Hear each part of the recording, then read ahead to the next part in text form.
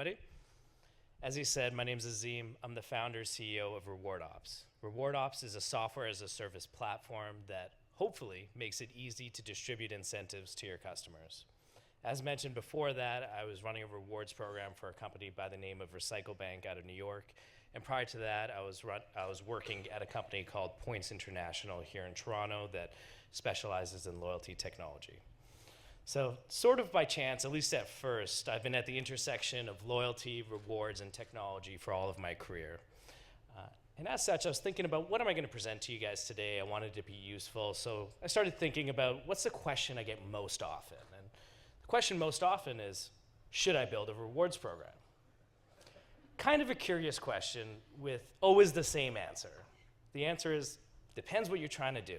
So instead of answering that question, I'm going to answer the question that I wish everybody asked me, which is, how do I build engagement by using incentives, and should I use incentives to build engagement?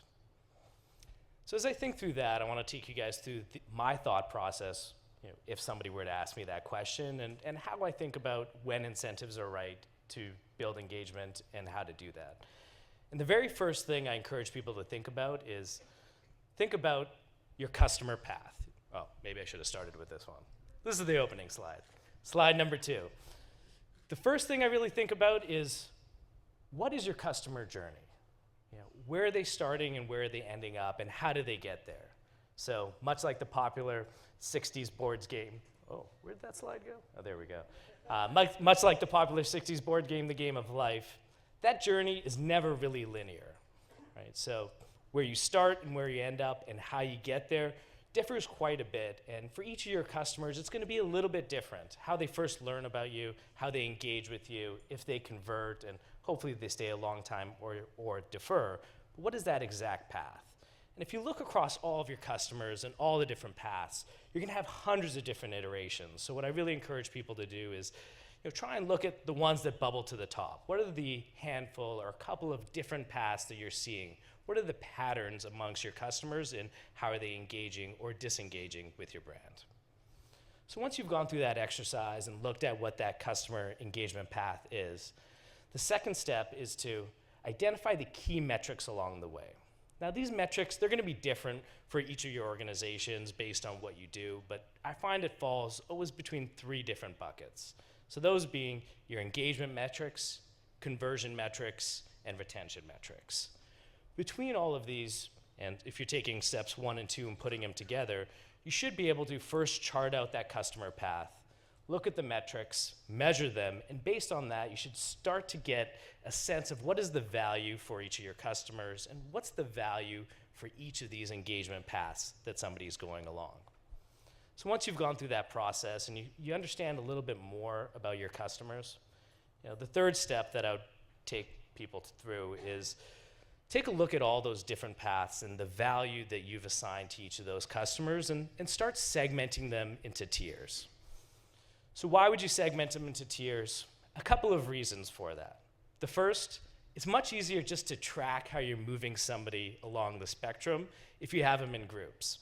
If you're looking at all these different engagement paths and all these metrics within them and trying to track how you're moving the needle for each one, you're going to go crazy. Much easier to group people based on what you perceive their value to your company is, into a grouping, and try and track how you're moving them from group to group. So that's the first reason why tiers are helpful. The second, and this isn't known by everybody, but having people in tiers, especially if you make it known to them, in itself can be really motivating and encouraging to driving engagement. So there's a really great study by a couple of my favorite behavioral economics, being Professor Dreze and Professor Nunez, when they're looking at specifically how do tiers drive engagement, and their studies have shown that really in 2 ways having tiers can drive that engagement. One is a looking up effect. So as people are looking where they are in the spectrum and looking at tiers that are above them, that alone can be motivating and encouraging and driving behavior change. But there's also, and this one came more of a surprise to me, a really great encouraging effect when people are looking down. So it goes both ways. So for people who have achieved a higher tier, as they look down at what they've accomplished, that in itself drives intrinsic motivation, which is really powerful to behavior change. So often as we talk about this with people, they come to the question, what is the right amount of tiers? How do you group those into tiers? And there's actually been a lot of empirical studies on this, on what is the right amount of tiers and what's the grouping. And one thing put forth by Professors Dreze and Nunez is that they found it most encouraging when there's 3 tiers, and the most impactful grouping of tiers has been 15% in that top tier, your best customers, 20% in the middle, and 65% being the base tier.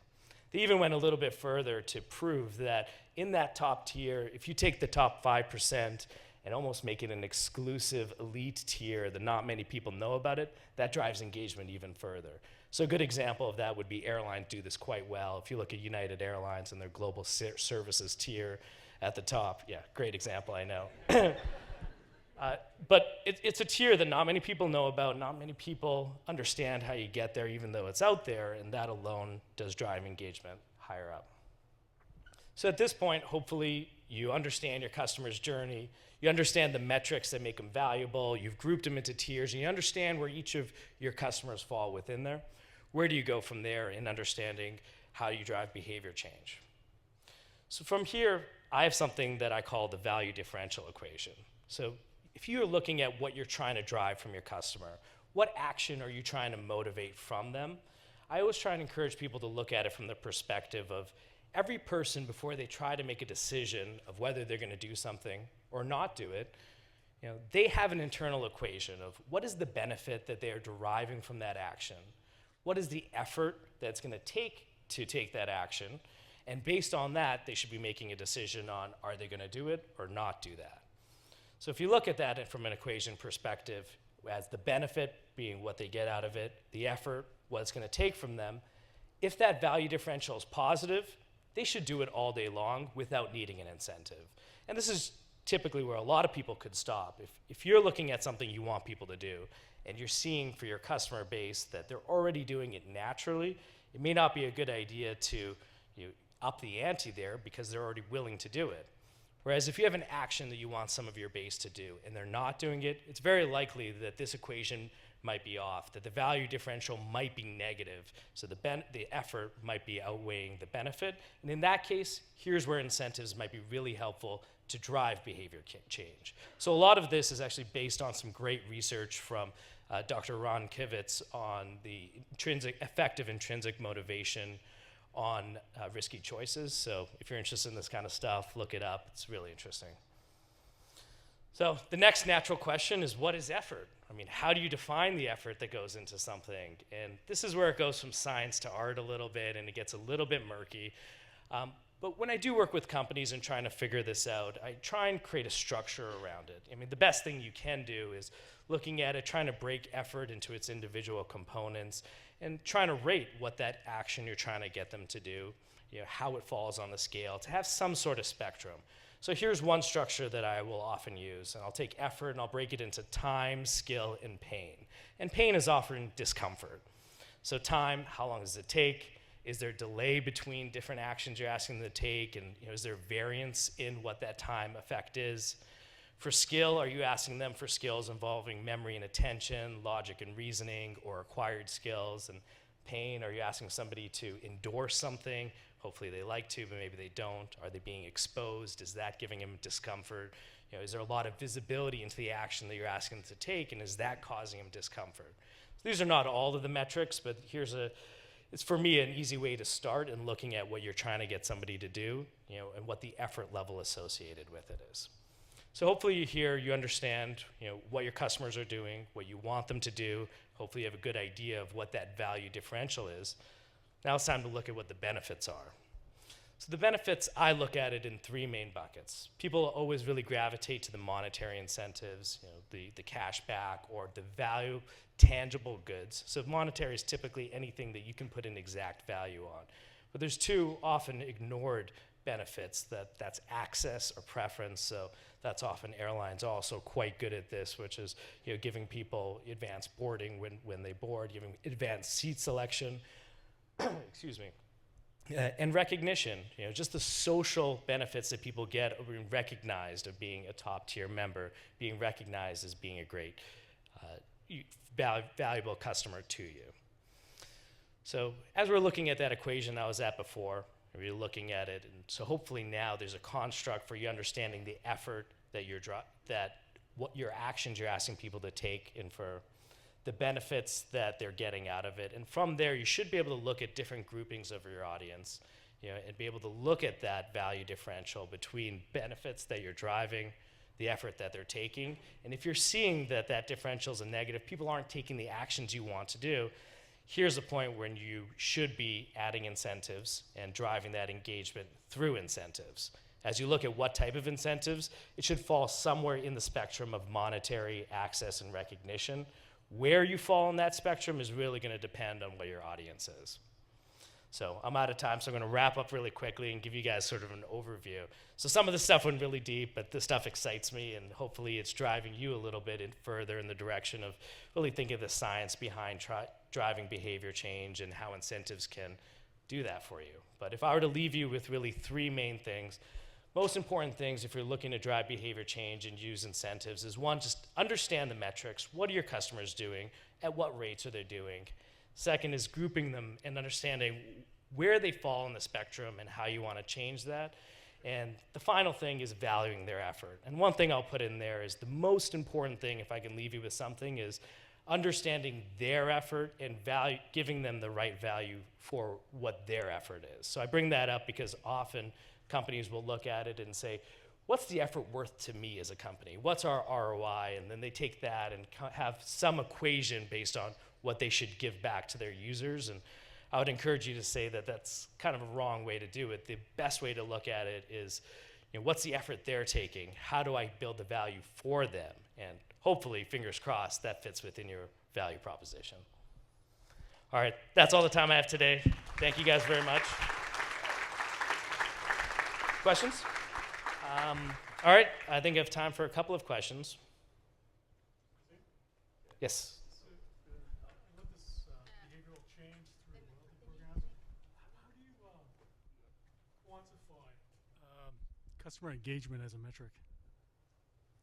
So it really goes back to, it's going to be different for every company. And the engagement, it goes back to the three main metrics that I put up. It's some derivation of your engagement metrics. So how often, what's the frequency that somebody is engaging with? What's the velocity? How deep are they going with you?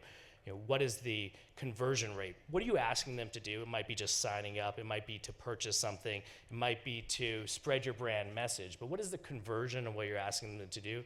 And what's the retention? And those three together, should drive a value proposition. And ideally, that's what drives your lifetime value of a customer. And everything for me comes back to looking at an individual customer and a grouping of that customer and understanding what their lifetime value. So the easy answer to that is I bring it all back to lifetime value, which is a hard thing to be able to equate to, but different for every company, but it derives from those three buckets. Does that make sense?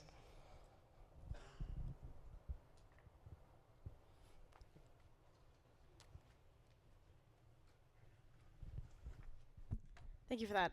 So my question is about testing, especially with those three tiers, because that just sounds like a very logical way to test, the conversion of all and the churn as well for all these customers.